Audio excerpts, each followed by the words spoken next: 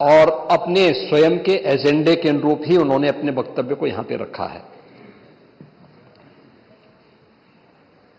मुझे आश्चर्य होता है कि हमारे नेता, विरोधी दल, वरिष्ठ सदस्य हैं, इस सदन के माननीय अध्यक्ष भी रहे हैं और प्रदेश सरकार में मंत्री के रूप में भी उन्होंने कार्य किया है। एक लंबे समय से सार्वजनिक जीवन में है।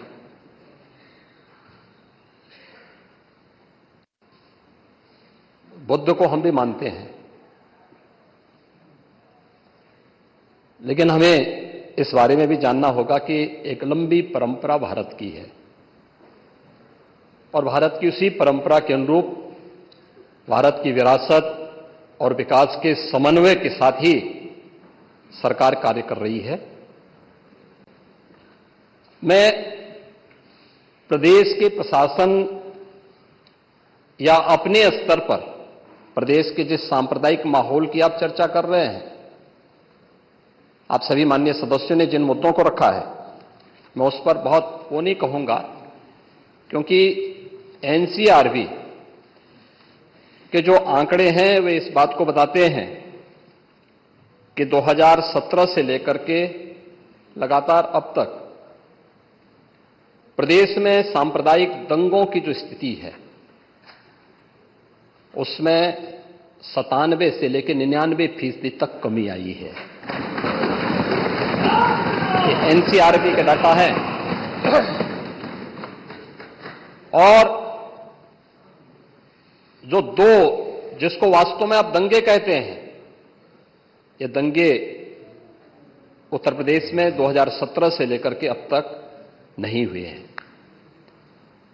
और मैं वही आपके पिछले कार्यकाल के दौरान बताता हूं, 2012 से 2017 के बीच में, ये भी एनसीआरबी के ही डाटा है, प्रदेश में 815 सांप्रदायिक दंगे हुए और 192 लोगों की मौत उसमें हुई है। मैं उस पर चर्चा करूंगा। उससे पहले भी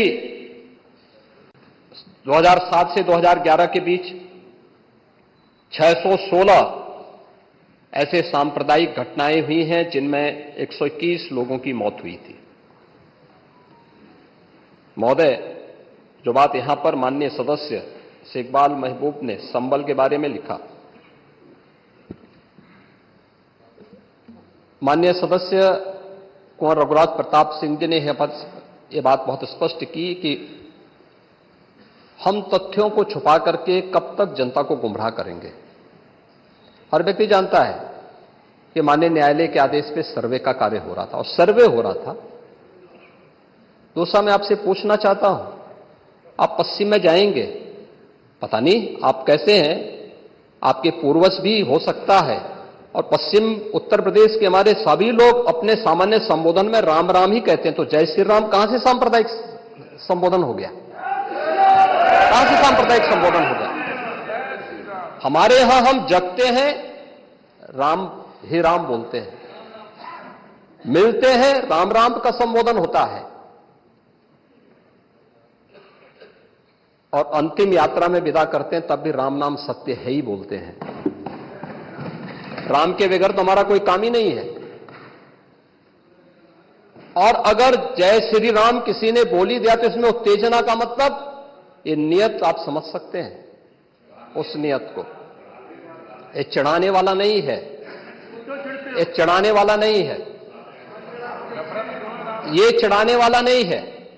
एक दूसरा, आपने कुंदरकी की जीत को वोट की लूट बताया। आप एक सदस्य का अपमान कर रहे हैं। आपके सदस्य की तो जमानत जब्त हो गई वहां पे। और क्या ये सच नहीं है? इस समय तो आज डिजिटल मीडिया का है। वहां का पठान, वहां का शेख सब कह रहे साहब हमारे पूर्वज तो हिंदू थे और आप भी, आपके पूर्वज भी हिंदू थे। क्या ये सच नहीं है? और क्या ये सच नहीं है कि देशी और विदेशी मुसलमानों की आपसी भिड़ंत है जो वर्षों की लड़ाई को लेकर के वहां चल रहा है। आप लोग सच पे पर्दा डालने का प्रयास कर रहे हैं, लेकिन एक चीज नोट करना कि सूर्य को, चांद को और सत्य को बहुत देर तक छुपा कोई नहीं सकता है, और सत्य जरूर सामने आएगा। और उसी सत्य के बारे में कहा जा रहा है, नेता प्रतिपक्ष कह रहे थे कि वहां की स्थिति ऐसी है कि अगर मंदिर आ भी जाए, क्या मंदिर बन जाएगा? मैं कहता हूं, ये तो बाबरनामा भी कहता है कि हर मंदिर को तोड़ करके एक ढांचा खड़ा किया गया। आप तो एक श्रेष्ठ ब्राह्मण कुल में आपने जन्म लिया है, आप तो भारत के पुराणों की परंपरा पर विश्वास करते हैं। हमारा पुराण भी इस बात को कहता है कि भगवान विष्णु, श्री हरि विष्णु का 10वां अवतार संबल में ही होगा, उसी संबल में होगा।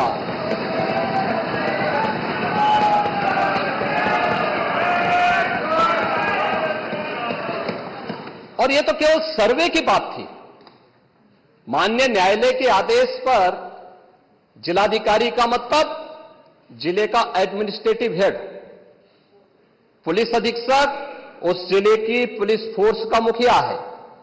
इनका दायित्व है कि शांतिपूर्ण तरीके से किसी सर्वे के कार्यक्रम को वहां पे संपन्न करना, माननीय न्यायालय के आदेश को अक्षरशः अनुपालन करना। और सर्वे 19 नवंबर को भी हुआ, 21 नवंबर को भी हुआ, 24 नवंबर को भी सर्वे का कार्य चल रहा था। क्या यह संभव है? नहीं, 21 को संपन्न नहीं हुआ था। ये लगातार सर्वे का काम चल रहा था। और सर्वे के कार्य के दौरान पहले 2 दिन कोई भी शांति भंग नहीं हुई। तीसरे दिन जब 23 नवंबर को जुमे की नमाज के पहले और जुमे की नमाज के दौरान जिस प्रकार की तकरीरें दी गईं, उन तकरीरों के बाद माहौल खराब हुआ। और फिर उसके बाद जिस प्रकार की स्थितियां की गई थी वो सबके सामने है। और इसलिए मैं कह रहा हूं, हमारी सरकार ने तो पहले ही कहा कि हम जुडिशियल कमीशन बनाएंगे। ये एक्ट के अंतर्गत ही इस कमीशन बना हुआ है। माननीय सदन में उसकी रिपोर्ट भी आएगी। दूध का दूध और पानी का पानी सबके सामने आएगा। मैं केवल एक बात कहना चाहता हूं कि अगर संभल के बारे में हम जब बात करते हैं, महोदय, एक लंबा सिलसिला है इस संभल का। और अगर मैं संभल की जब चर्चा करता हूं तो संभल में कैसे माहौल खराब किया गया वहां पे।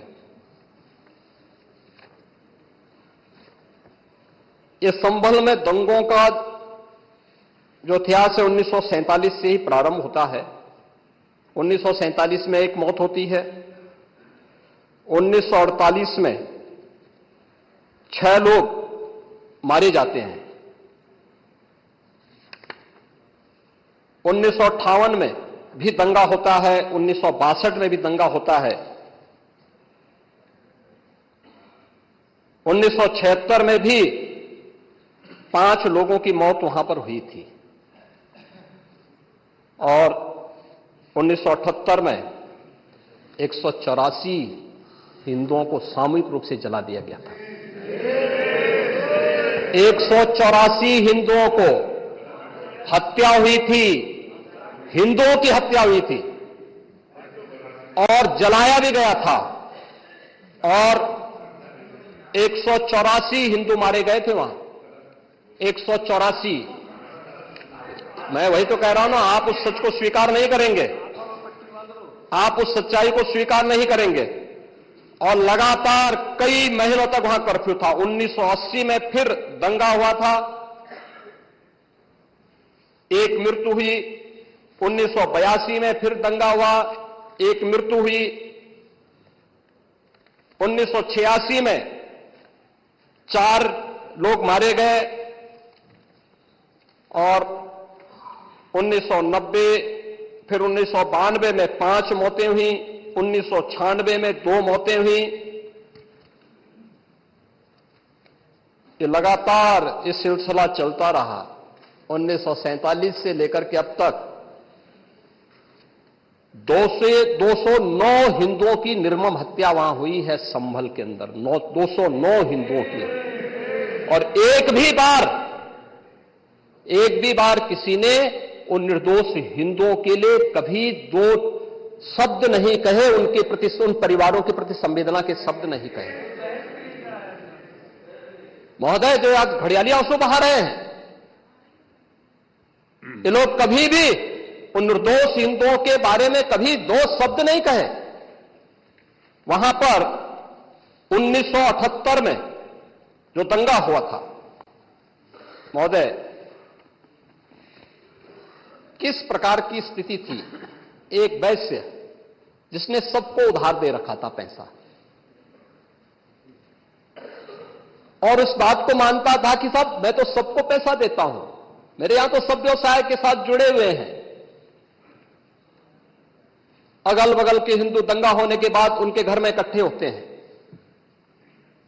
इकट्ठा होने के बाद उनको घेर लिया जाता है। घेरने के बाद वो बोलते हैं, भाई आप हमें क्यों घेर रहे हैं? कहा जाता है, नहीं, क्योंकि तुम इन हाथों से पैसा मांगोगे, इसलिए उनके हाथ काटे जाते हैं, फिर उनके पैर काटे जाते हैं और फिर उनका गला रेंद करके हत्या होती है। ये लोग सौहार्द की बात करते हैं। शर्म नहीं आती इन लोगों को सौहार्द के बारे में चर्चा करने में। 1978 से जो मंदिर आज निकल रहा है, 1978 से इन लोगों ने कभी खोलने नहीं दिया उस मंदिर को, जो आज बजरंगबली का मंदिर निकल रहा है। जो वहां पर आज 22 कुएं किसने बंद किए थे? इन 22 कुओं को भी वहां पे बंद किया गया। और वहां का माहौल इतना तनावपूर्ण किसने बनाया था? ये पत्थरबाज कौन थे? एक भी गिरफ्तारी बिना साक्ष्य के नहीं हो रही है। और याद रखना, जिसने पत्थरबाजी की होगी, जिसने माहौल खराब किया होगा, उसमें एक भी बचने वाला भी नहीं है। एक भी नहीं बचेगा। हम माननीय उच्चतम न्यायालय के आदेश का पालन करते हैं, सम्मान भी करते हैं। और क्या संविधान को आप मान रहे हैं? क्या आप लोग संविधान के प्रति सचमुच वचनबद्ध हैं? मैं तो धन्यवाद दूंगा माननीय अध्यक्ष जी को इस बात के लिए कि आज उन्होंने संविधान की मूल प्रति यहां पर दी है। बाबा साहब भीमराव अंबेडकर जी ने 26 नवंबर 2049 को जिस संविधान को बनाकर के देश को सौंपा था, उस मूल संविधान की प्रस्तावना को एक बार पढ़िए। मौलिक कर्तव्यों के बारे में, मौलिक अधिकारों के अध्याय के चित्र को देखिए।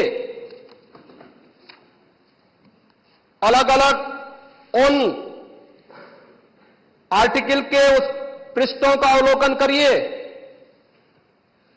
आपको उसमें राम भी नजर आएंगे, कृष्ण भी नजर आएंगे। लंका दहन के उपरांत बजरंगबली भी नजर आएंगे। ज्ञान का उपदेश देने वाले बुद्ध भी नजर आएंगे। भारत की समृद्ध परंपरा का दर्शन आपको उस संविधान में मिलेगा जो बाबा साहब भीमराव अंबेडकर ने दिया था। लेकिन उस मूल संविधान में कहीं भी धर्मनिरपेक्ष या पंथ निरपेक्ष या फिर समाजवाद शब्द नहीं है। और ये आप सबकी आंखों को खोलने वाला होना चाहिए। आप लोग संविधान में बदलाव की बात करते हैं। जिन लोगों ने संविधान का गला घोंटा, उनका पिछलग्गू बन करके केवल सत्ता हथियाना चाहते हैं। जनता की आंखों में